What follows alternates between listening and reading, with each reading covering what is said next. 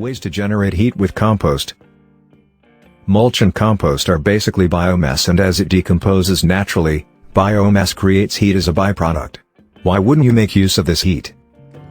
The idea behind using compost or mulch for heating is to capture as much of the generated heat as possible and use it for various purposes around the house, such as reducing your electricity bill, heating bill, etc.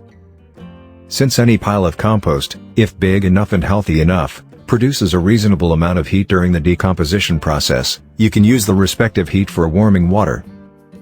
When I say healthy, I mean that it has a good ratio, 1:1, of nitrogen and carbon. Of course, you'll save money on your energy bill by doing this, and you'll also reduce the amount of garbage that you send to landfills, again, saving money in the process. It's a win-win situation, regardless how you look at it. Biodegradation is the process that makes the magic things happen in your compost pile, and that means that the trillions of microorganisms living in your compost or mulch must be happy if you want to obtain the best results. For a high rate of biodegradation, as in successful composting, you must achieve an optimum level of aeration, balance, in terms of nutrients, and moisture in your compost mound.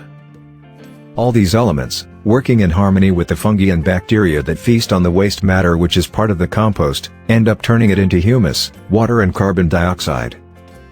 Humus is basically the end product of composting, and heat is the highly beneficial byproduct of the process of biodegradation, i.e., the conversion of organic matter after it has been eaten by microorganisms.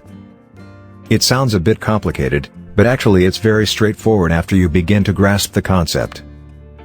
Now, if you want to use the heat that results from composting, you must know that a faster compost rate results in more heat generated during the process.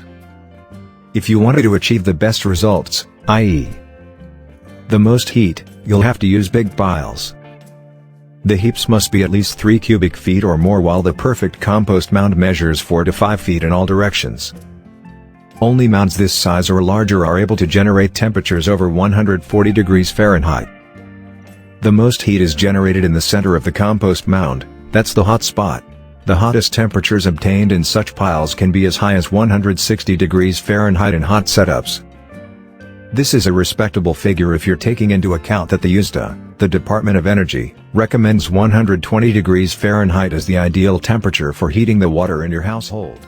Please click on the link below the video to watch the full content. If you are interested,